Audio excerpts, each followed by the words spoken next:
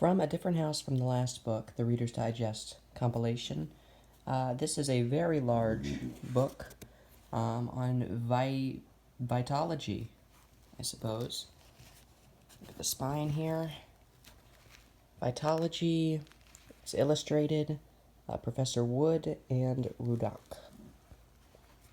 Here we go. Opening little, I don't know what you call this, but a lot of old books have this little abstraction on the cover page, whatever you call that. And here we have the home. Not really sure why that's there. It's got a little cover for either the image or for this here. Vitalogy, an encyclopedia of health and home, adapted for the home, the layman, the family. Now, you might be able to tell from some of these things that this is a medical book, which is what Vitalogy is, I suppose. You might notice that a lot of these are outdated terms, and that is in part due to that. This book is from 1931. That appears to be when it was printed, or at least distributed. It is sold by subscription only. London, Melbourne, 431 South Dearborn, St. Chicago, Illinois. Street, not state.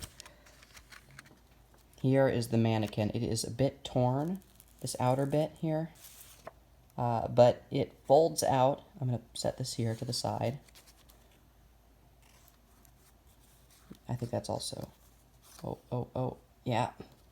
So there's the muscles, I suppose, would be on top. I want to be really careful with this, because it's very old. And all of these fold out and stuff, and such. So they have a bunch of numbers. I guess that's the cells. There's the heart in there, organs, and bones. There's, what's that, the large intestine or small intestine. All this stuff. It's pretty neat, in my opinion.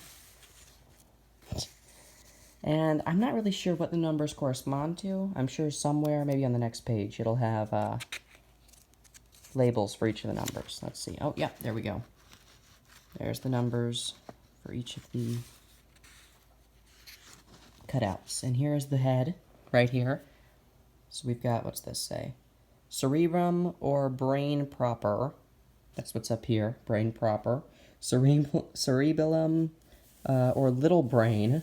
So that's the little brain. We have brain proper and little brain. We've got the salivary glands, tongue.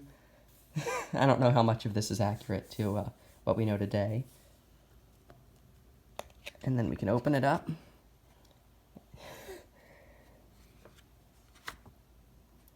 This is just a partial page cutout, I guess. And then there we have our tongue, the roof of the mouth, this stuff up in the head. Down to the spinal cord. A view of head cut through the center. So here's the view of the head with skull and flesh removed. And here's the view of the head cut through the center. Oh, and there's one more, or maybe two more. Here we have the view of the head showing arteries and principal veins. None of them appear to be labeled, but still pretty neat to look at. And is there one more in here? There is. Here's the view of the head showing divisions of brain according to, what is that? Phrenology? Phrenology? So we've got firmness. We have, I'm going to start with this yellow section. Self-esteem, firmness, approbativeness. I'm not going to read all of these. Consciousness. Oh, no. Conscientiousness. Causatiousness. Sublimity. And there's all sorts of stuff in here. There's language. Language is kept right under the eye. That's where language is. And tune. Tune is on the temple. I doubt any of this actually is right by today's standards. Seems pretty happy to be psychologically analyzed. Here's our index for, I suppose, that section. Are those hands pointing at certain parts? What is that? Figure 6. As soon as possible after being bitten. Oh, that's a snake. And then that's the snake right there biting somebody. being bitten by a snake, bind a bandage or cord around the limb at the points indicated by the index fingers. So bind the thing there and there, I guess to stop the poison from spreading, the venom. When a bite is in a vital place, life can often be thus saved, which otherwise would be beyond help by the time remedies could be secured. So bind a bandage at those two locations of the leg. Right. So I skipped a good bit of the book. I'm not going to go through a whole lot of it. I'm probably touching on like 15% of the whole thing. Not 15.5% of the whole thing, or less. It's a massive, massive book. But this is what I found to be an interesting section. I found it while just thumbing through. This is the lemon tree section. It's only a few pages, not really a section, but according to this, lemon tree. The lemon as a medicine, a marvelous gift to man. There is but one other thing in the whole range of medical science that will cure as many different diseases as the lemon. 22 different diseases can be cured with the lemon alone. That is, the citric acid in the lemon will destroy the bacteria or germs of 22 various diseases, which we're going to see on this next page, well, on the next few pages, as hereafter shown. If the people knew how to use the lemon as a medicine, as given in the following pages, they would save an enormous amount of suffering and vast sums of money now spent in doctor bills. And this is according to Dr. S. Asada. I would not trust Dr. Asada on this. It seems like he owns some stocks in the lemon business or something.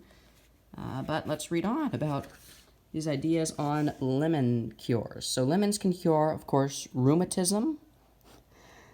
Lemons can cure, let's see, dropsy. I don't know what dropsy is. Remove the skin from a lemon, cut the substance of the fruit into small slices, cover with sugar. To begin with, take the juice of 1 lemon a day, increase gradually until the juice of 8 or 10 a day are taken. Some hopeless cases of dropsy have been cured with this remedy. What? I'm not even sure what it's saying there. So remove the skin from a lemon, cut the substance of the fruit into small slices. I'm with you so far, book. And cover with sugar. I don't know. None of these are actual cures for the things they talk about. Maybe a sore throat. Lemons could possibly cure a sore throat. I do not think lemons could cure heartburn, though. I mean, maybe, does vitamin C help with heartburn? I don't know. Hiccoughs. I don't know what a hiccough is, but let's read this. Lexington, KY, January 1st. Special. 2 weeks ago, W.H. Sistrunk, a grocer here, read that Judge J.T. Rose of Caryville, M.O., I don't know where M.O. is, was dying of hiccoughs. Sistrunk immediately telegraphed him to take lemonade at intervals until he was relieved. Today he received $1 to pay for the telegram. Accompanying it was a note from Judge Rose saying that the receipt had saved his life after 3 doctors had given him up. So lemons are, according to this Vitalogy book, a miracle cure and can cure hiccoughs, which I don't know what hiccoughs are, but apparently they're deadly. Chills and fever, which are not diseases, but symptoms of diseases. Lemon juice can apparently cure. Let's see, lemon juice is the Spaniards' remedy for chills and fever. They regard it as an infallible cure for this disease. See page 182 for the mode of using it. So, I mean, we all know that these are a lot of what is being shown here are aspects of pseudoscience, as described at least by my biology class, where it'll say, the results are too good to be true. It claims that it's from some wise, old myth or something. The Spaniards' remedy for chills and fever. None of it's true. It's just, I mean, I don't know how this made it into a medical book. It's ridiculous. Japanese rheumatic cure. So there it's saying that the Japanese use it. So it must be good, I guess. La gripe. What is la gripe? Oh, that means the flu in Spanish. But it's el gripe. It's not la gripe. What's that say? Comments by taking a cupful of hot lemonade. Commence by taking a cupful of hot lemonade. Are brim full of hot lemonade. What? I'm reading this wrong. I must be. Or 5. What? Commence by taking a cupful of hot lemonade every 15 minutes until 4 or 5 have been taken, or until you are brim full of hot lemonade. So it is just saying that, until you are brim full of hot lemonade. So just drink a bunch of lemonade. Then every 2 hours until convalescent. The patient will perspire freely, and the pain soon cease. In case the stomach rejects lemonade, substitute orangeade. Orangeade? Apparently orange juice used to be called orangeade. And take that hot. So this also works with oranges, apparently. Consumption, also known as typhoid. A physician in the city of Berlin says, I have been very successful in the cure of this disease, especially in its earlier stages, with the simple remedy of lemon juice. Now that is just wrong. Lemons do not cure consumption. That's ridiculous. To remove tan from the face? Is your face too tan? Wash it with lemon juice. Rub some lemons on it. A sty in the eye. Cut off a piece of lemon and apply to the eye. Ow, that would just hurt. Renew 2 or 3 times, and the eye will be well. It'll be well in a week once you can see again. Asthma. Lemons do not cure asthma. Scurvy. Lemons can actually cure scurvy. So if you're a pirate and you're out on the sea for months without, so much as smelling an orange, eat a lemon. That'll save you from getting scurvy. Headache? I mean, maybe. Spices for blood poison? When it is found that blood poisoning has set in, or when it is feared, use the following. To the juice of half a lemon, add 1 teaspoon of sugar, and add a teaspoon of water. Take hot at a dose and repeat every 30 minutes for the first 3 hours after that. Take every 2 hours. A cure will usually be affected in a day.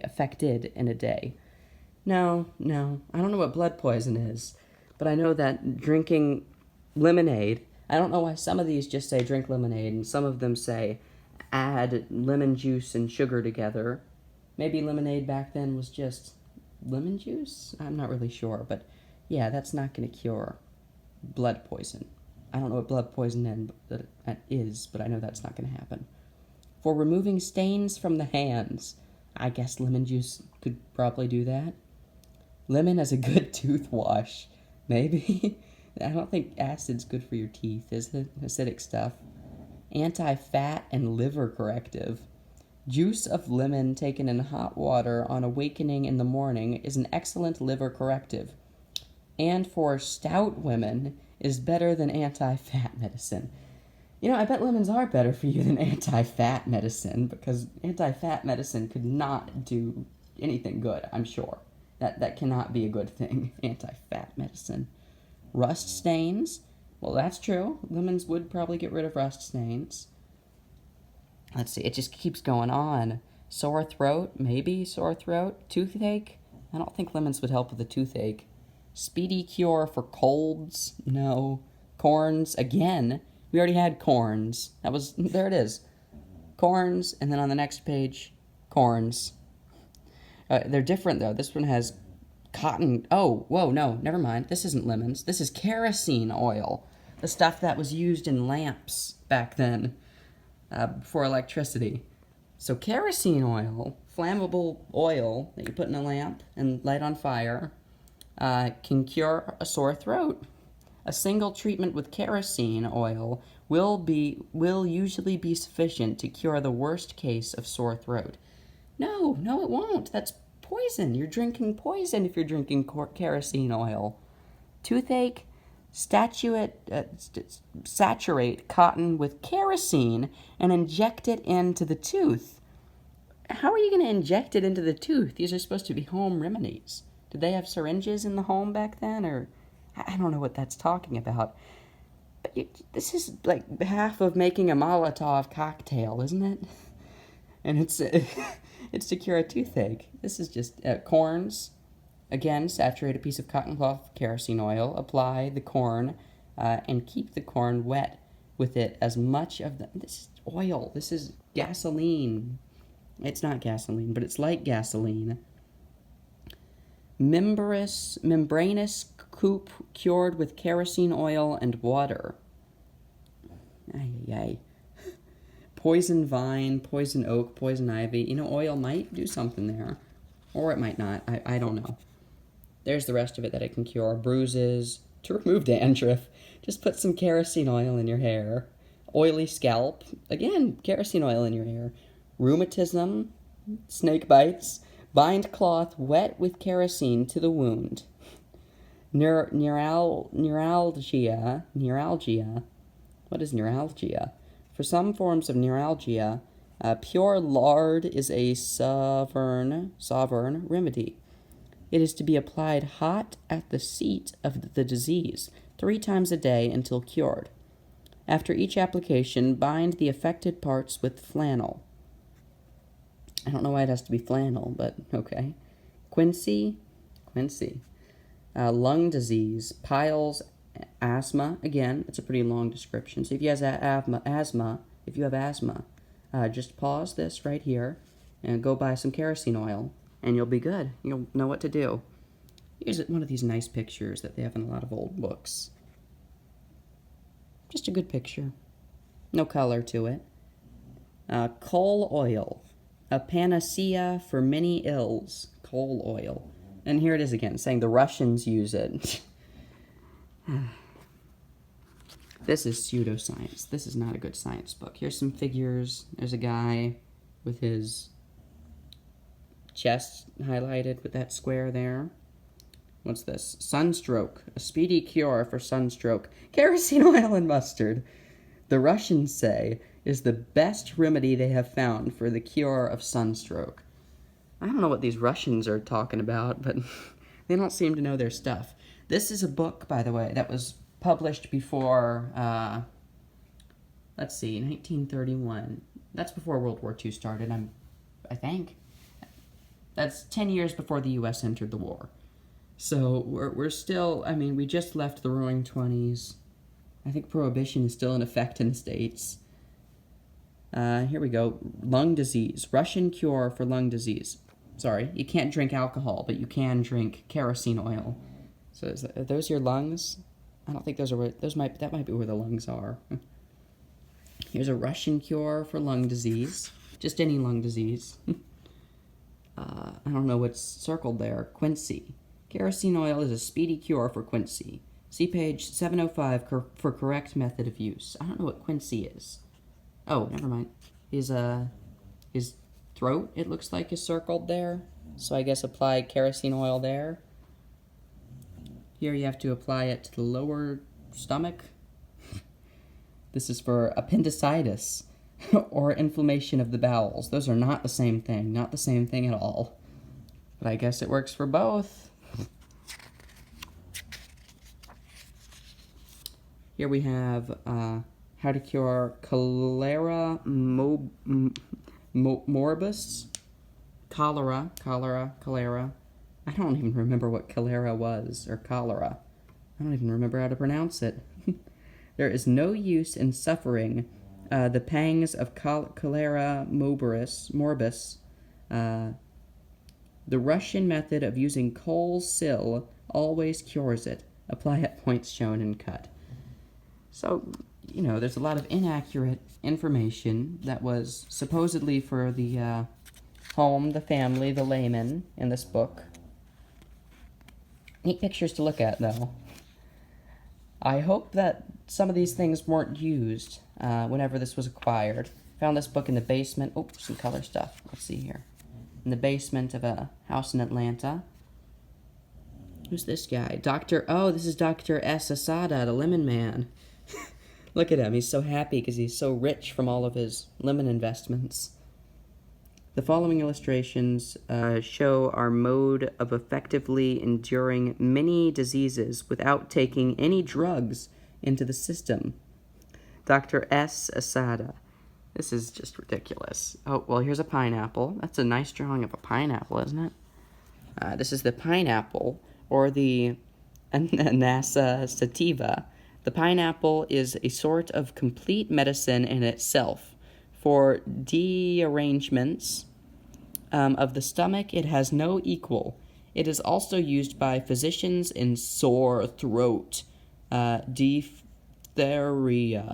and croup. See page 693. I don't know why they do this. I know why they do it in, certain books where they just need to fit all the words into one row, but I don't know why it's being done right here, where they space out the words more to stretch out the space they take up. Seems like it could have just squeezed a little smaller. Oh, here we have peppers, red peppers, or, what's that say? Cayenne peppers, that's a word I should know. The red pepper, cayenne peppers, Jesus. The red pepper remedy will end almost any case of la grippe. Why are they calling the flu la grippe? Was that the name for the flu back then? I mean, it's Spanish for flu, but I kind of assumed the name for flu was common in the 30s. Maybe I was wrong. Tomatoes too, are a cure for cholera. I think it's cholera. What's that? A garden beet? Japanese health tonic. So it's Japanese, so it's really good for you. Onion, Allium cepa. The onion is a good remedy for pneumonia and many other ailments. It is kind of funny that they keep using Japanese and Spanish as good things, but in, 10 years, Japanese and Spanish are going to mean pretty bad things. Or wait, yeah, Spanish was Axis during World War II, right? I don't quite remember. But Japan certainly was. Beans, Fabo vulgaris podi. Beans? That means beans? Really?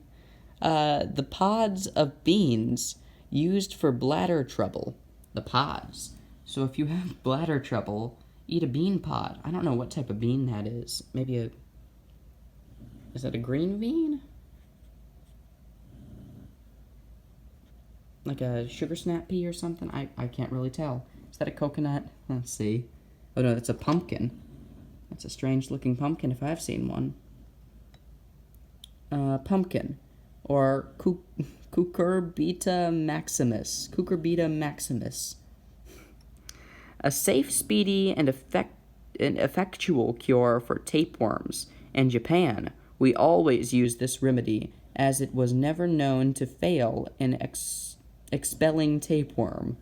See page 234 for its use.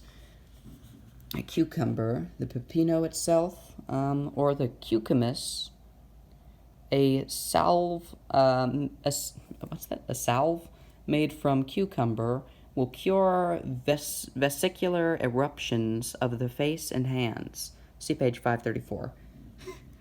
So the cucumber can cure certain things.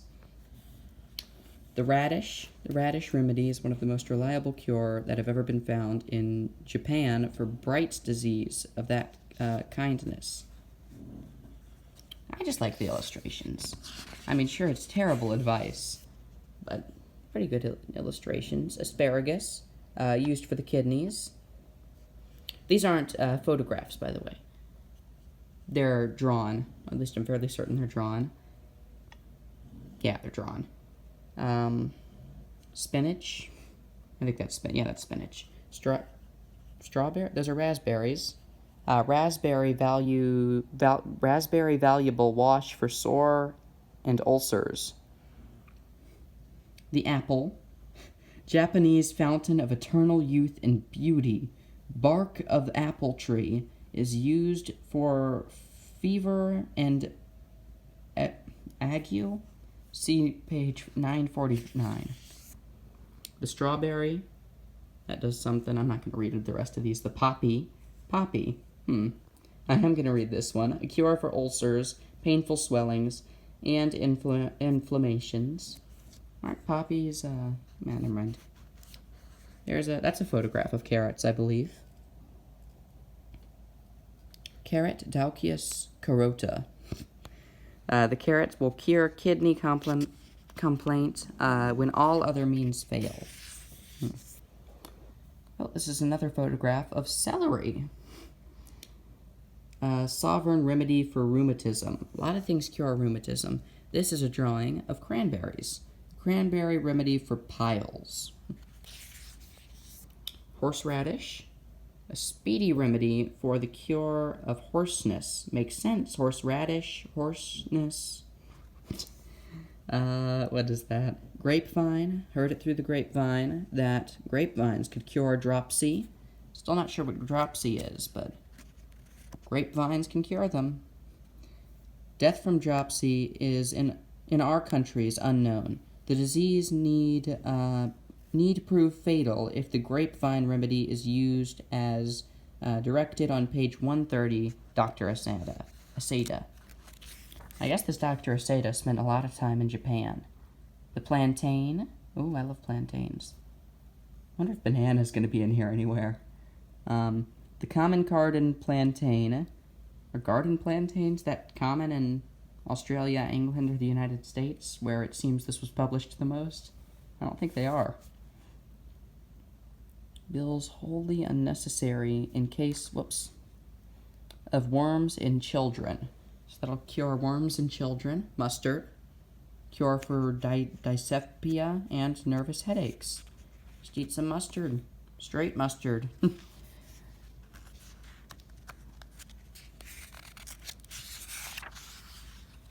What's this? The almond tree. Almond preventative for cure for wrinkles. So almond tree, and that is a photograph right there. Almond trees, not the whole tree, probably just almonds, will cure wrinkles. Peppermint, immediate cure for a sick stomach and vomiting. What's that one? A camphor tree. I don't know what a camphor is. The Japanese camphor remedy will cure any cold as soon as taken. Still not sure what a camphor is, but alright, I'll go find some. Pink root, a cure for worms in children. What is this? Kidney plant or liverwort. There's not even a headline here, I just have to read the words. There has perhaps been no vegetable product known that has been the means of curing so many diseases of kidney disease as this one has. Really? Why wasn't it one of the ones you had in color? And why do all of the other ones say effectively the same thing? Unicorn root. Ooh. Invaluable cure for falling off the womb. For falling of the womb. What is falling of the womb? Oh, sexual losses. Okay. Unicorn root. White pond lily. So the thing that grows on lily pads, right? Or I guess just in a pond. Women who are afflicted with ulceration of the womb can be effectively cured in any case with the white pond lily. See page 428. Yeah, I'm sure that that's not true. I don't think eating flowers does much of anything for you. Garden sage. It's an old and reliable cure for night sweats. Ooh. What's this one? Flax. I cure all cases of consumption with flax seed. Weren't lemons also a remedy for consumption? Never mind. Don't think about that. Buy lemons and flax. Get them both. Hops. Hops, like what you make beer with. A cure for sleeplessness. So hops will help you get to sleep. Dandelions. Dandelions will cure liver complaint when all other means fails. So which type, should you get a bloomed dandelion or a seedy dandelion? Which one should you do? Seems like you could be more specific on that one, but I guess you have to see page 226 for that. There aren't any pictures on page 226. Wild yam, Discoria viosa. There is no known remedy that equals wild yam for cure of appendicitis. Dr. Asada. Really? I mean, none of these, I'm sure, were right, even at the time. They weren't considered right. Well, that's the wild yam. See page 99 for more information on that. The chitim bark, a positive cure for constipation. And here we have Dr. John Mason Good, who is a celebrated English author and physician. In his last contribution to the medical magazine writes, "Medicine has destroyed more lives than war, pestilence and famine combined." Really? He further says, "A good motherly old lady is more valuable in a family of children than any physician." I don't know about that, Mr. Mason Good. I think real medicine is better than lemons, especially when it comes to consumption and the likes. But that's a real photograph of him. Actually, no, it might not be. Kind of hard to tell, especially through the camera lens, but I don't think it is. And here we have Dr. F. Majidai, who has too much written about it, so I'm not going to read it all. And that, I'm sure, is a photograph, yeah. And then we get into Division 11, Food and Home Remedies. It's a very long book with a lot of stuff, but you can, every few pages, they've got a picture or two. I'm just going to find one more. Oh, here we go. Here's the pineapple cure for dyspepsia. So go ahead and pause at that frame and read that. Just ridiculous cures for diseases with food. You know, I don't think there's a picture anywhere near here. And those aren't as fun. Oh, here's a picture. This is a family bedroom. Who should and who should not occupy the same bed? Both health and life involved in this matter. See page 803. Oh, well, I've got to read this. Where's 803? What am I on? This is 803. When two people sleep together advantageously, two people may often occupy the same bed to the decided benefit for both. For instance, when one is by nature full of positive electricity or magnetism, while the other's body is negative. In this case, there is what is this saying? Insensible and gradual intercharge of vital currents. This excess of positive goes out to the negative body, and it in turn gives off its supply of negative to the... What? This must be the explanation for the numerous instances where a weak and semi-invalid woman marries a man not considered unusually strong, and both become healthier, and even able to endure far more than either could before marriage. What is this saying? How children are born either bright or stupid. What? Nearly all writers admit the power of I'm not going to read this, but it's ridiculous. Here's how you can have your kid be born smart, and here's how you don't have them be born stupid. Parents can neither have their children born with noble... Parents can have their children born with noble gifts. Yeah, I don't think that's right, Mr. James Russell Lowell, medical doctor. I think that's going to be all for this video. I've been filming for a while, but this is a very interesting book, Vitalogy. Yeah, that's all.